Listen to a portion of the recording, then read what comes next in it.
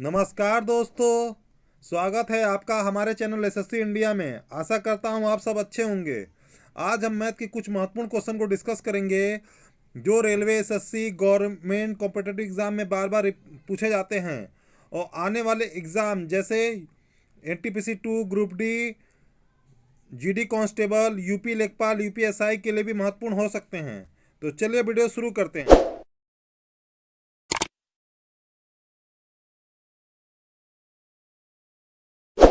First question है, यदि एक रेलगाड़ी 900 किलोमीटर की दूरी 6 घंटे में तय करती है तथा 1200 किलोमीटर की दूरी 4 घंटे में तय करती है तो संपूर्ण यात्रा में रेलगाड़ी की औसत गति क्या होगी। तो चलिए क्वेश्चन बनाते हैं। एक रेलगाड़ी है, ये दो भाग में दूरी डिस्टेंस को कवर करती है। पहले 900 किलोमीटर दूरी तय करती है और सेकेंड टाइम 1200 किलोमीटर की दूरी तय करती है। ठीक है, और पहले जब टाइम लेती है तो 6 आवर लेती है और सेकेंड टाइम में जब टाइम लेती है 4 आवर। तो एवरेज स्पीड क्या होता है? एवरेज स्पीड होता है टोटल डिस्टेंस टोटल टाइम, मतलब समय। टोटल डिस्टेंस कितना हो गया आप देखिए, 900, 1200, 2100, और टोटल टाइम कितना हो गया, 6 4 10। एक जीरो से एक जीरो कट गया तो इसकी एवरेज स्पीड क्या गई, 210 किलोमीटर पर आवर। आशा करता हूं आपको क्वेश्चन समझ में आया होगा। बढ़ते अगले क्वेश्चन की तरफ।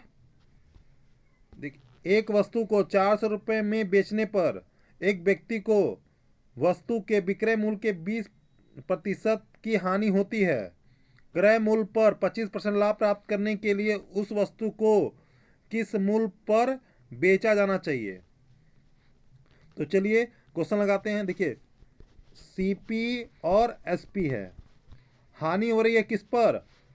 विक्रय मूल्य पे। कितना हानि? 20%। 20% क्या होता है? हानि क्या हो रहा है? 1/5, मतलब 5 की वस्तु अगर उसने बेचा है तो वस्तु कितने की थी? हानि हुई है तो प्लस कर दीजिए, 6 रुपये की वस्तु थी। लेकिन क्वेश्चन के अकॉर्डिंग वस्तु को 400 रुपये में बेचा है, मतलब 5 का कितने गुना ज़्यादा है? तो आप देखेंगे 80 गुना ज़्यादा है। उसी तरह वस्तु का एसपी क्या होगा? 6 नहीं होगा, इसका भी 80 गुना हो जाएगा। तो 80 गुना क्या होता है? 6 का 80 में गुना कर दीजिए, 480 रुपये। अब देखिए, क्रय मूल्य पे उसे 25% लाभ चाहिए। 25% क्या होता है? 1/4, मतलब 4 की वस्तु को 5 में बेचना है। तो 4 की वस्तु को 5 में बेचना, मतलब 4 की वस्तु 5 में बेचना है। तो 4 के बराबर कितना है? 480 रुपये। कितने गुना ज़्यादा है? आप देखेंगे 120 गुना ज़्यादा है। उसी तरह 5 में ना बेचकर इसका 120 गुना ज़्यादा बेचेंगे, मतलब 120। तो 5 का 120 में गुणा कर दीजिए, 12 पंजे 60, 600 रुपये। आशा करता हूं ये भी क्वेश्चन आपको समझ में आया होगा। बढ़ते अगले क्वेश्चन की तरफ। अगला क्वेश्चन है, एक ठोस धातु के गोले की त्रिज्या 15 सेंटीमीटर है। इसमें से 4 सेंटीमीटर व्यास का कितना लंबा तार बनाया जा सकता है। तो चलिए क्वेश्चन देखते हैं। देखिए, गोला क्या होता है? गोला एक 3D फिगर होता है। इसका देखिए, अगर एक सामान से दूसरे सामान में कन्वर्ट करते हैं, बदलते हैं, तो उनके जो आपस में आयतन बराबर होता है।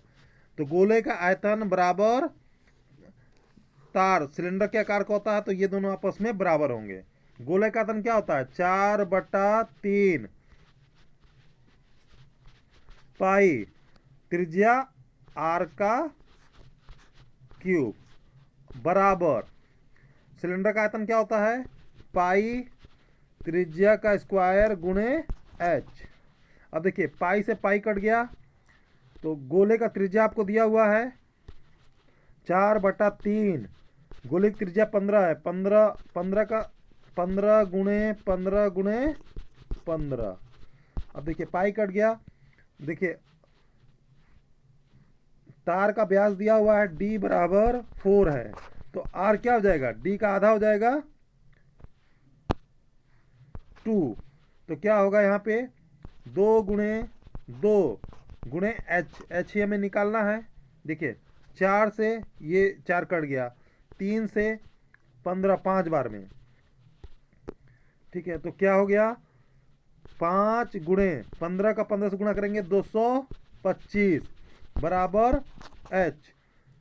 और फिर आप 5 गुणा कर लीजिए 225 में, 50 25, 5 दूनी 10 2 12, 5 दूनी 10 1 11, 1125 मीटर इसकी ऊंचाई हो गया। आशा करता हूँ ये भी क्वेश्चन समझ में आया होगा। बढ़ते अगले क्वेश्चन की तरफ। अगला क्वेश्चन है 30 मीटर लंबे, 24 मीटर चौड़े और 18 मीटर ऊंचे कमरे में रखे जा सकने वाले सबसे लंबे खंबे की लंबाई ज्ञात कीजिए। एक कमरा क्या होता है? कमरा होता है एक घनाभ के आकार का सेब होता है। ये कमरा हो गया, ठीक है। और कमरा में जो सबसे लंबी छड़ रखी जाएगी या खम्मा रखा जाएगा वो इसके विकर्ण के बराबर होगा, ठीक है। तो घनाभ का विकर्ण क्या होता है? घनाभ का विकर्ण होता है अंडर रूट लंबाई का स्क्वायर प्लस चौड़ाई का स्क्वायर प्लस ऊंचाई का स्क्वायर। आप इसी में पुट कर दीजिए। लंबाई क्या है 30 मीटर का स्क्वायर प्लस चौड़ाई क्या है 24 मीटर का स्क्वायर प्लस ऊंचाई क्या है 18 मीटर का स्क्वायर। तो क्या आ जाएगा? अगर 30 का स्क्वायर करेंगे तो 900, 24 का स्क्वायर करेंगे तो 576 और 18 के स्क्वायर करेंगे तो 324। अब इसको आपस में ऐड कर लीजिए। 900 प्लस 6 4 10 का 0, 7 2 9 1 10 का 0, 5 3 8 8 1 9 बराबर 1800 अंडर रूट 1800। तो 1800 को बाहर निकालेंगे तो क्या आएगा? देखिए 30 गुणे 2, ये 1800 लिखा जा सकता है। तो 30 का अंडर रूट के अंदर 2 का मान 1 बाहर आता है, तो 30 को एक बार बाहर ले आइए और 2 आ नहीं सकता क्योंकि 2 सिंगल है। तो ये हो गया आंसर। आशा करता हूँ ये भी क्वेश्चन आपको समझ में आया होगा। बढ़ते अगले क्वेश्चन की तरफ। अगला क्वेश्चन है एक वित्तीय खेल के मैदान के चारों ओर एक वित्तीय पथ की भीतरी परिधि 440 मीटर है। यदि पथ 7 मीटर चौड़ा है तो पथ की बाहरी और भीतरी त्रिज्या का योग ज्ञात कीजिए। देखिए एक वृत्त है, मान लेते हैं गोले का आकार का गोला है, उसके अंदर भी एक वृत्त है। इसी अंदर वाले वृत्त की परिधि दी है, कितना है 440 मीटर, ठीक है। और ये जो बाहर है ये वाला देख रहे हैं, इसकी चौड़ाई दी है 7 सेंटीमीटर। तो आपसे क्या पूछा है? अंदर से आपसे क्या पूछा है? ये इसका सेंटर है, मान लेते हैं ये इसका सेंटर है। सेंटर से बाहर की त्रिज्या और अंदर त्रिज्या की योग। तो परिधि क्या होती है? वृत्त की परिधि क्या होती है? 2 पाई आर। तो 2 पाई क्या है? पाई का वैल्यू 22/7 और आर आपको अंदर वाला निकालना है। तो आर बराबर कितना? 440। देखिए 44 से 44 कट जाएगा तो आर की वैल्यू क्या होगी? अंदर के आर की वैल्यू क्या हो जाएगी? 70। 10 का 7 में गुणा 70। और बाहर की क्या होगी? बाहर को बड़े आर से डिनोट करते हैं। 70 तो अंदर की होगी और जो पथ की चौड़ाई होगी उसको भी ऐड कर देंगे, बराबर 77। और इन्हीं दोनों का तो योग पूछा है आपसे, आर प्लस स्मॉल आर। तो 77 प्लस 70 आप जोड़ देगा, 0 में जोड़ेंगे तो 7 और 7 7 14, 147 मीटर। आशा करता हूँ आपको ये भी क्वेश्चन समझ में आया होगा। अगर आपको हमारी वीडियो अच्छी लगी हो तो लाइक शेयर कमेंट करें और हमारे चैनल को सब्सक्राइब करें। धन्यवाद।